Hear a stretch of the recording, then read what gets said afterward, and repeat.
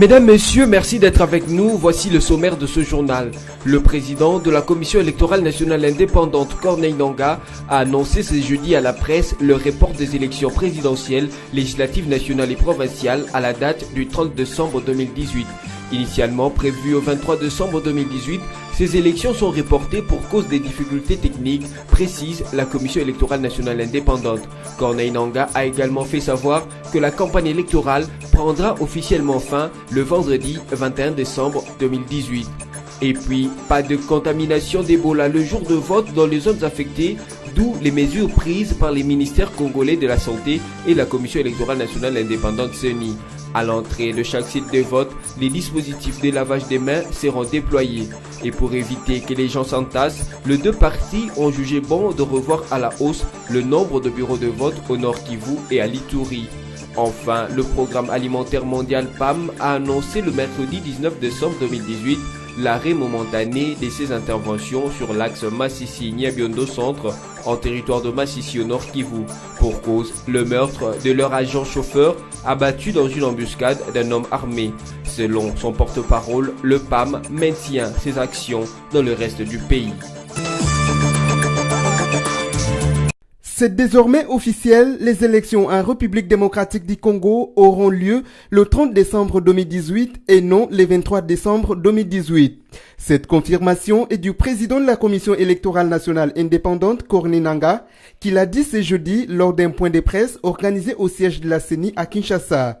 Les derniers incendies de l'entrepôt de la CENI à Kinshasa est la cause principale de ce report car, a dit Corneille Nangaa, on ne peut pas organiser les élections seulement en province sans la ville de Kinshasa.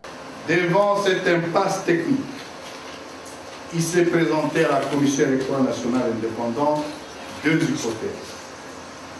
Première hypothèse, organiser les élections dans les restes du territoire national le 23 décembre. Dans ce cas de figure, l'élection à Kinshasa se tiendrait 7 jours après, soit le 30 décembre 2018.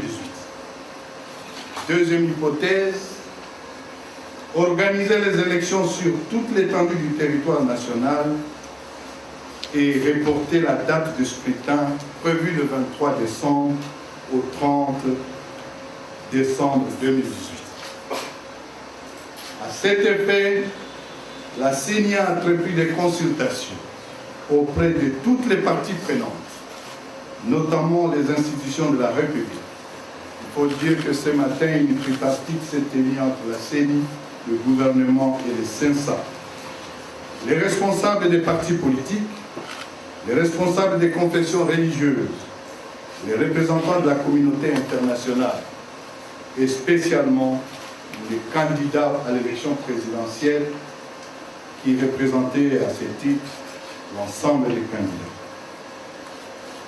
Forte des contributions constructives des parties prenantes, et étant donné le fait qu'on ne peut organiser les élections générales directes sans la province de Kinshasa et sans les électeurs quinois, soit 10% de l'électorat national, la deuxième hypothèse de l'inclusion de Kinshasa a prévalu sur celle de son exclusion. L'alinéa 2 de l'article 52 de la loi électorale impose que le vote pour les scrutins directs se tienne le dimanche ou un jour férié. Nous annonçons donc que le scrutin direct présidentiel, législatif, national et provincial auront lieu le 30 décembre 2018. À la question de savoir si la campagne électorale devrait être aussi prolongée, le président de la centrale électorale a déclaré que la campagne s'arrête le 21 décembre à minuit comme prévu dans le calendrier électoral, avant d'ajouter que tous les matériels commandés en Corée du Sud pour la ville de Kinshasa arriveront tous le 25 décembre le soir. La décision d'André Kimbuta sur la suspension de manifestations publiques de campagne électorale de candidats à l'élection présidentielle permettra la tenue des élections dans les bonnes conditions et dans la paix, a estimé Jean-Pierre Kambila, directeur adjoint de cabinet du président Joseph Kabila et cadre du FCC. En effet, plusieurs voix s'y sont levées 24 heures après l'annonce de la suspension de meetings politiques de candidats à la présidence. Ainsi, pour le cadre du FCC, Jean-Pierre Kambila, le gouverneur de la ville de Kinshasa, a pris cette décision sur base de faits vrais. Le gouverneur Kimbuta ayant eu des informations selon lesquelles il y a de troubles faits de bandits qui veulent absolument perturber la campagne électorale à Kinshasa, a-t-il ajouté. En outre, Jean-Pierre Kambila a fait savoir que la décision prise par André Kimbuta concerne tout le monde. Elle ne défavorise et ne privilège aucun de candidats présidents en lice pour le scrutin du 23 décembre 2018. Le tout pour des élections crédibles et dans de bonnes conditions. La coalition Lamuka est appelée à ne pas perturber l'ordre public. Au cours d'un point de presse qu'il a animé mercredi 19 décembre 2018, le porte-parole de la majorité présidentielle, André Alain Atundu Liongo, a appelé la coalition Lamuka à ne pas s'employer à perturber l'ordre public dans les bureaux de vote. Concernant un éventuel report des élections et la convocation d'un énième dialogue de partage de pouvoir, la famille politique du président Kabila reste droit dans ses bottes. Aucun report n'est envisagé ni même envisageable. La MP fait savoir que l'objectif des élections est de choisir en bonne et due forme, ainsi que dans le calme, les animateurs aux fonctions électives, ceux du député provincial au président de la République, en passant par les députés nationaux. André Alain Atundu a saisi l'occasion de rendre hommage à Joseph Kabila pour son patriotisme qui a permis de sauver la dignité et la fierté des citoyens congolais par l'organisation des élections sur fonds propres de la République. La majorité présidentielle, par la bouche de son porte-parole, a recommandé vivement à l'Union européenne d'élever ses sanctions infligées aux autorités congolaises afin d'un atterrissage en douceur du processus électoral. Kaya Bin Karoubi défend les projets des sociétés d'Emmanuel Ramazani Shadari, lequel estime-t-il est le meilleur de tous les candidats. Chef du collège diplomatique à la présidence de la République démocratique du Congo, Barnabé Kikaya Bin Karoubi est aussi l'un des porte-parole d'Emmanuel Ramazani Shadari, candidat du Front commun pour les Congo FCC. Dans une interview ce jeudi 20 décembre 2018, accordée à la radio BBC Africa, l'ancien journaliste a donné des raisons du choix d'Emmanuel Ramazani Shadari en défendant son projet de gouvernance.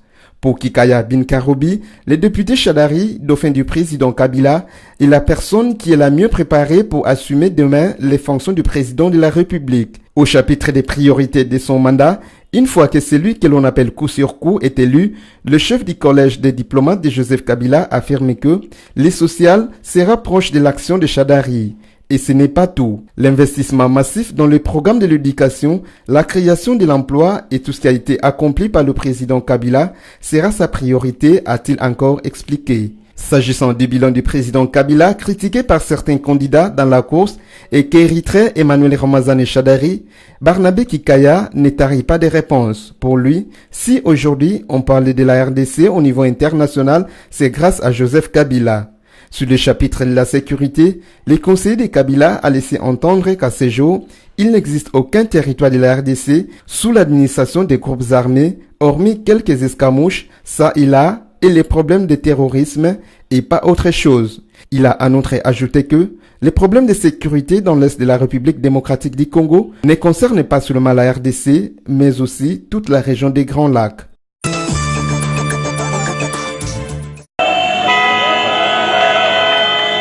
Une fois de plus au front, Patrice Kitebi invite ses frères du Kwango à voter pour son choix. Le candidat numéro 13 à la présidentielle de ce dimanche 23 décembre, Emmanuel Ramazani Shadari. De retour dans son Kwango natal, du village Kabouba en passant par le pont Kwango et la cité de Bukangalonzo pour atteindre la ville de Kenge, un seul message, voter pour Emmanuel Ramazani Shadari, dauphin de Joseph Kabila Kabange. Vote Ezakoya. Il faut voter utile.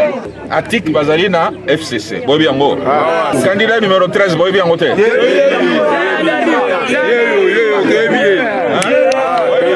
Cependant, Battre campagne en faveur du candidat numéro 13, Emmanuel Ramazani Shadari au Kwango, n'est pas chose facile.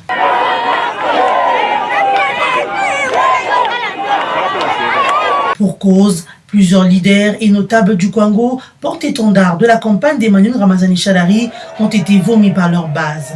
Cette dernière leur reproche une rupture sociale et la non-réalisation de promesses faites.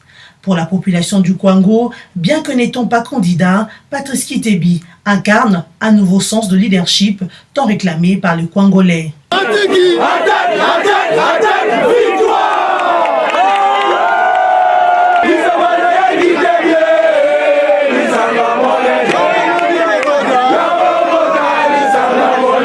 Le pari de battre en campagne pour son candidat n'est pas gagné d'avance, et ça, Patrice Kitebi le sait.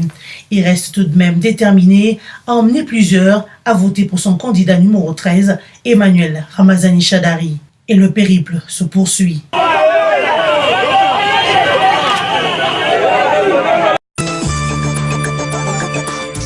Pas de contamination d'Ebola le jour de vote dans les zones affectées. Au vu des élections présidentielles, législatives, nationales et provinciales qui pointent à l'horizon en République démocratique du Congo, le ministère de la Santé et la CENI ont pris quelques mesures pour empêcher la contamination et la propagation d'Ebola dans les zones épidémiques le jour du vote. Cette annonce a été faite par le coordonnateur adjoint de la riposte contre Ebola au Nord Kivu et Ituri le mercredi 19 décembre 2018.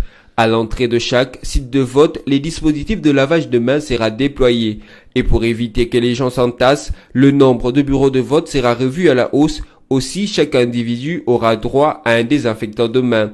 Pour le coordonnateur adjoint de la riposte, le docteur Justus Ntio, cette question a longtemps été au menu de plusieurs réunions stratégiques au niveau du ministère de la Santé, ce qui a mené à ce que l'on mette en place une cellule CENI, ministère de la Santé, qui a réfléchi sur les meilleures conditions pour éviter la contamination pendant ce jour où chaque citoyen doit remplir son devoir civique.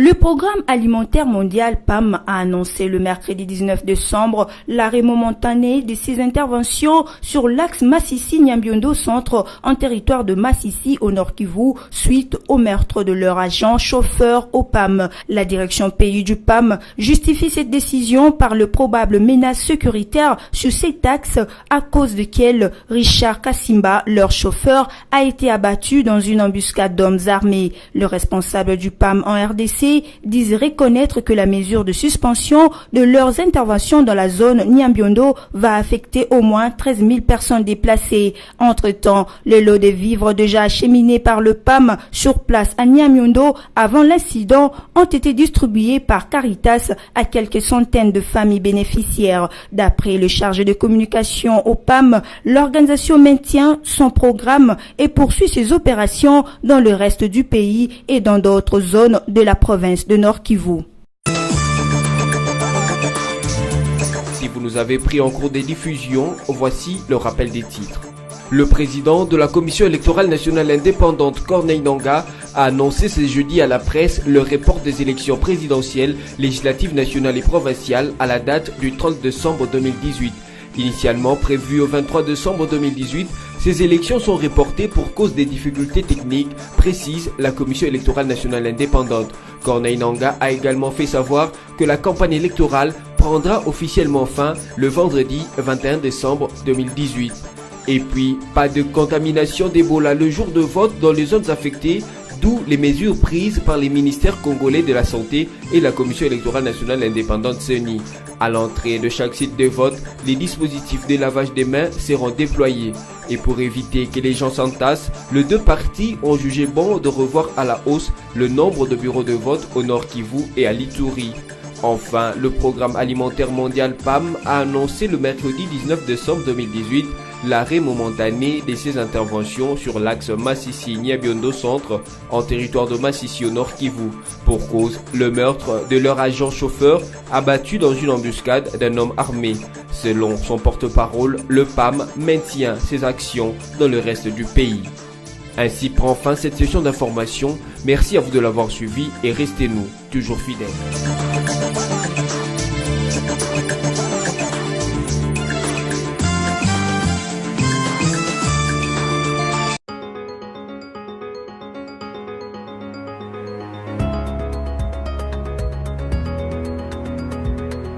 Mesdames, Messieurs, bienvenue à cette revue de presse en ligne de ce jeudi 20 décembre 2018. Commençons là avec Forum des As qui titre « Dans une interview hier à RFI, si l'opposition gagnait, ce serait un miracle, estime Néhémie Mouilania. » Le coordonnateur du Front commun pour les Congo, Néhémie Mouilania, a répondu hier, mercredi 19 décembre, aux questions de RFI. Depuis Baraka, au sud Kivu, où il se trouve, dans le cadre de la campagne électorale de Ramazani Chadari et de la sienne, il a fait savoir « Nous vous avons donné des raisons objectives pour lesquelles, à moins d'un miracle, l'opposition ne peut gagner ces élections. » Évoquant l'éventualité de transmettre les pouvoirs au vainqueur de l'élection de dimanche prochain, si c'est Martin Fayulu ou Félix Tshisekedi, le directeur de cabinet du chef de l'État ne s'est pas fait prier 2 fois pour affirmer « Si c'est par miracle, pourquoi pas ?» Parce que, dans ce cas-là, ça ne serait que par miracle. Donc, si par miracle c'était le cas, c'est lui qui a installé la démocratie dans ce pays. Il a promu jusqu'à en arriver à l'alternance. Je ne vois pas des raisons pour lesquelles il ne l'accepterait pas, a déclaré le professeur Néhémie Mouilania. Poursuivons avec le site de la radio Okapi qui revient sur l'annulation des meetings à Kinshasa et titre « La suspension des meetings politiques à Kinshasa, illégale et injustifiée, estime Félix Tshisekedi. » Le candidat du CAP pour les changements, Félix Tshisekedi, qualifie la suspension de la campagne pour l'élection présidentielle d'illégale et d'injustifiée. Dans une déclaration faite mercredi 19 décembre à Radio Okapi, il affirme que son regroupement n'est pas prêt à respecter cette mesure.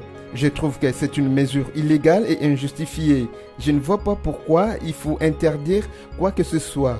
Le provocateur ici, c'est le pouvoir lui-même, accuse Félix Tshisekedi.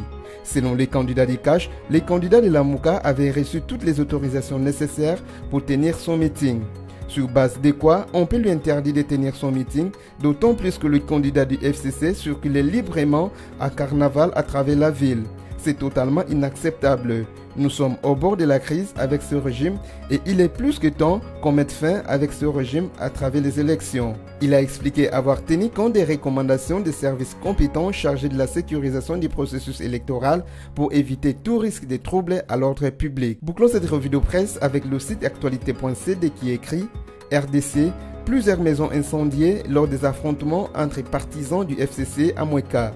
Plusieurs maisons ont été incendiées mercredi lors des affrontements entre les partisans du candidat député national Constantin Benguele, des regroupements politiques Alliance des forces démocratiques du Congo AFDC alliés et ceux du Parti du peuple pour la reconstruction et la démocratie PPRD, tous membres du FCC, à Chokombeng, localité située à environ 45 km au sud-ouest de la cité de Moueka dans le Kasaï.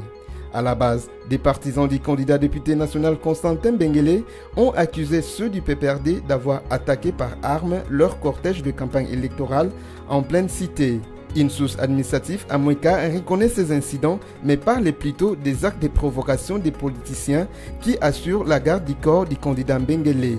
Au moins une personne a été blessée. La société civile de Moueka redoute une détérioration de la situation sécuritaire.